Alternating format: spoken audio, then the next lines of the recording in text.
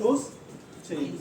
చేసిన తర్వాత ఏం చేస్తారంటే ఇది అప్పర్ స్కిన్ని గ్రౌండ్ పుష్ చేయాలి. అది అప్పర్ స్కిన్ని గ్రౌండ్ పుష్ చేయాలి.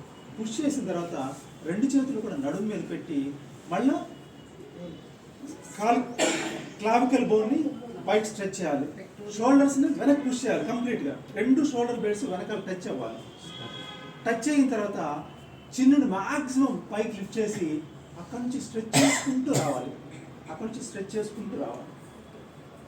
ఓకే, ఇప్పుడు ఎన్ని చెప్పాను మీకు? 3 చెప్పాను. ఒకటి లెగ్స్ 60 degreesలో అంతే చాలు. 60 degreesలో పెట్టడము, యాంటీరియర్ స్పైన్ని స్ట్రెచ్ చేయడము, తలపై అర్థమైందా? యాంటీరియర్ స్పైన్ స్ట్రెచ్ చేయడము, షోల్డర్ బెల్ట్స్ని వెనక్కి పుష్ చేయడం. అంటే మన చెస్ట్ని వర్టికల్ గాను హారిజాంటల్ గాను ఎక్స్పాండ్ చేయడం. ఓకే, ఇంతవరకు అయిన తర్వాత ఇక్కడ చూడండి. మీరు అక్కడ ఆయన కూర్చోబెట్టి చీకటి బదిలో పెట్టి సేమ అడిగినట్టుగా ఆయన నిలబెట్టి ఆయన చూపిస్తున్నారు. కనీసం ఏమన్నా రండి అని చెప్పారు బాబు.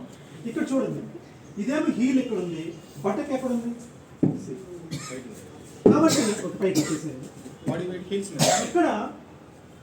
ఇక్కడ ఉన్నటువంటి హిప్ జాయింట్, ఈ knee joint, heal joint same లైన్లో ఉండాలి. అర్థమైందా? ఈ హిప్ జాయింట్, ఈ నీ జాయింట్, హీల్ జాయింట్ సమానంగా ఉండాలి. కొంతమంది ఏం చేశారు, మీరు వెళ్ళండి కిందకి వెళ్ళండి చెప్తాను. ఆయనకి చేతులు ముందుకు పెట్టండి. లేదంటే ఇలా చేశారు కొంతమంది, లేదంటే వెనక్కి చేశారు కొంతమంది. ఇది చేసేసి ఇందాక స్రవంతి కూడా అలాగే చేసింది, వెనక్కి తీసుకెళ్ళిపోయింది. కాబట్టి ఈ హీల్ ఎక్కడైతే ఉందో నీ అక్కడే ఉండాలి, ఈ హిప్ కూడా అక్కడే ఉండాలి. ఎందుకు? ఇంతకుముందు నేను చెప్పినటువంటి ఇది ఓపెన్ అవ్వడానికి, ప్లస్ ఈ ఆర్మ్ స్ట్రింగ్స్ ఓపెన్ అవ్వడానికి, ఈ గ్లూటో మజిల్ ఓపెన్ అవ్వడానికి. ఇది సెకండ్ థింగ్. ఓకే, దాని తర్వాత పైకి రండి, మళ్ళీ స్ట్రెచ్ చేయండి, రెండు చేతులు పెట్టి పైకి పెట్టి ఇలా వెళుతున్నప్పుడు ఫార్వర్డ్ బెండింగ్ చేయండి. మీరు కిందకి వెళ్ళినా సరే ఇదే పోస్చర్ ఉండాలి.